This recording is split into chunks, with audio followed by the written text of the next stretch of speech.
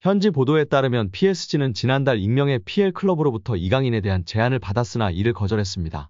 영국에서는 중동 자본을 등에 업은 뉴캐슬 유나이티드가 이강인을 노리고 있다는 루머까지 등장했습니다. 그러나 PSG가 이강인을 팔지 않겠다고 선을 그으면서 이강인의 이적설은 루머에 그쳤습니다. 이어 김민재의 전 소속팀인 나폴리도 이강인과 연결됐습니다. PSG가 음바페의 대체자로 빅터 오시멘을 영입하려고 하는데 오시멘의 이적료가 워낙 비싸니 나폴리 측에서 먼저 지불 구조를 이적료와 선수로 바꿀 것을 제안했다는 내용이었습니다.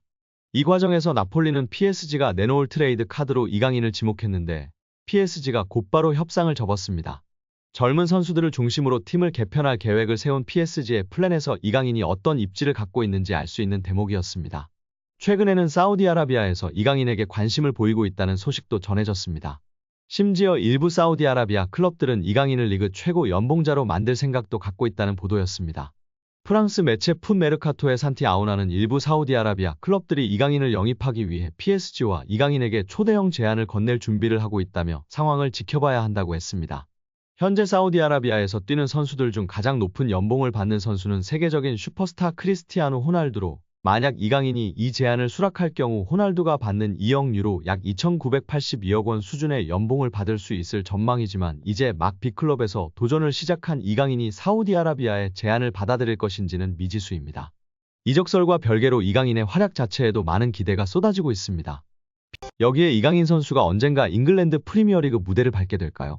이적시장 전문가 에크렘 코누르 기자는 소셜미디어 SNS에 PSG의 22살 한국 선수 이강인이 EPL 구단들의 관심을 끌고 있다 고 주장했습니다. 코누르 기자는 유럽 축구 이적 소식을 주로 다루는 전문가 중 하나인데요. 기자는 이강인이 어느 구단에 관심을 받는지 밝히지는 않았습니다. 다만 이강인은 PSG 이적 전에도 다수 구단의 관심을 받았는데요. 특히 우나이 에메리 감독이 이끄는 에스턴 빌라와 에디 하우 감독의 뉴캐슬 유나이티드가 이강인 영입에 흥미가 있었던 것으로 알려졌습니다. 코누르 기자의 주장이 사실이라면 과거 이강인을 영입 후보로 올려놨던 팀들이 여전한 관심을 보이고 있을 가능성이 있습니다. 혹은 그간 이강인의 행선지로 거론되지 않은 새로운 팀이 갑작스레 관심을 보인 것일 수도 있습니다. 물론 이강인을 원하는 팀이 나타나도 팀을 옮길 가능성은 매우 작아 보입니다. 더구나 PSG와 계약도 2028년 여름에 만료되는 상황입니다. EPL의 관심 자체는 이강인에게 좋은 소식인데요. 몇몇 EPL 구단은 이강인이 잉글랜드 무대에서 충분히 경쟁력을 보일 수 있다고 판단한 것이기 때문입니다. 여기에 이강인이 후배 아모림 감독 체제 맨체스터 유나이티드의 첫 영입이 될 수 있을 거라는 기대감이 상당합니다. 영국 현지에서는 이강인의 재능을 높게 평가하고 있습니다. 이강인의 맨체스터 유나이티드 이적설을 다룬 영국 현지 매체 기브미 스포츠는 이강인을 두고 뛰어나다면서 공격형 미드필더 포지션과 측면에서 뛸 수 있는 이강인은 여러 역할을 커버할 수 있기 때문에 아모림 감독의 시스템에 완벽할 것이라며 기대를 숨기지 않았습니다. 복수의 현지 매체에 따르면 이강인은 현재 맨체스터 유나이티드를 비롯한 여러 프리미어리그 구단들의 관심을 받고 있습니다. 이탈리아 매체 투토 메르카토는 이강인은 겨울 이적 시장에서 뜨거운 관심을 받을 가능성이 있는 선수 중 하나라며 맨체스터 유나이티드와 뉴캐슬 유나이티드가 이강인을 관찰하기 위해 파리 생제르맹의 경기에 스카우터를 파견했다고 밝혔습니다. 또한 스페인 유력지 렐레보 소속이자 이강인의 이적 사가가 한창이던 지난 2023년 공신력 높은 소식으로 이강인과 관련된 보도를 속속히 냈던 마테오 모레토 기자도 이강인이 다수의 프리미어리그 구단들로부터 관심을 받고 있다고 인정했습니다.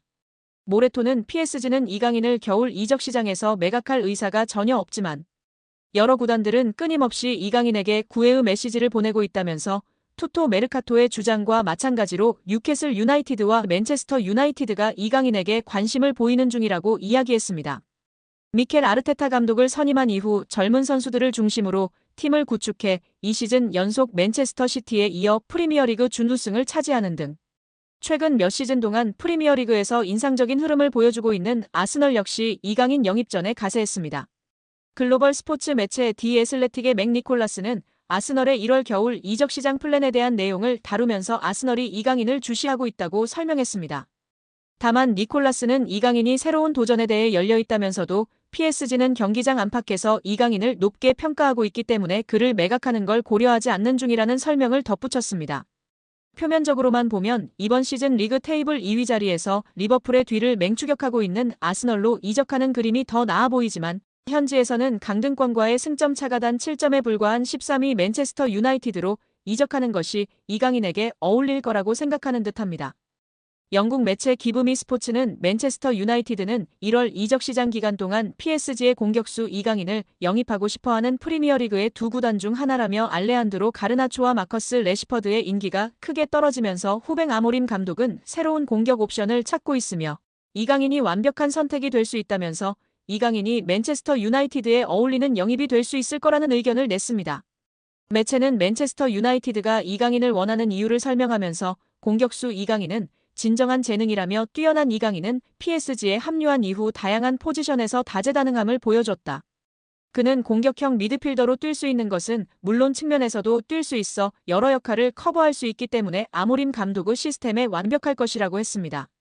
또 맨체스터 유나이티드의 공격이 다소 힘이 빠지고 가르나초와 레시퍼드가 떠날 가능성이 있는 상황이기 때문에 올드 트래퍼드에는 새로운 공격수가 필요하다며 이강인은 PSG에서 선발 자리를 굳히지 못했기 때문에 맨체스터 유나이티드로의 이적에 관심이 있을 수 있으며 그는 후벤 아모림 감독이 맨체스터 유나이티드에 부임한 이후 처음으로 영입하는 선수가 될 수 있다고 기대했습니다.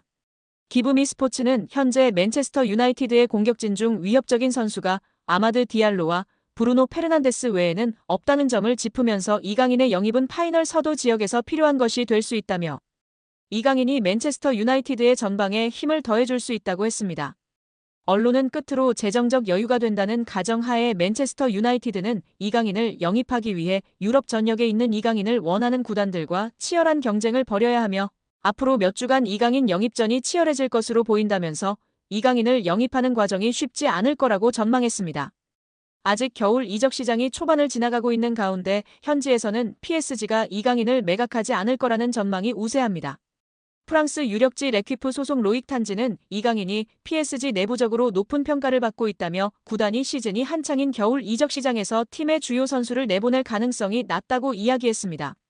특히 PSG는 이번 시즌 프랑스 리그앙 우승은 물론 유럽 축구연맹 챔피언스리그 대권에도 도전하고 있어 핵심 전력으로 꼽히는 이강인을 매각할 가능성이 낮다는 이야기인데요. 그러나 스페인 매체 피차에스는 이강인의 프리미어리그 이적설은 전하면서 PSG는 4천만 유로 약 601억 원의 이적료라면 이강인에 대한 제안을 받아들일 수 있다고 주장했습니다.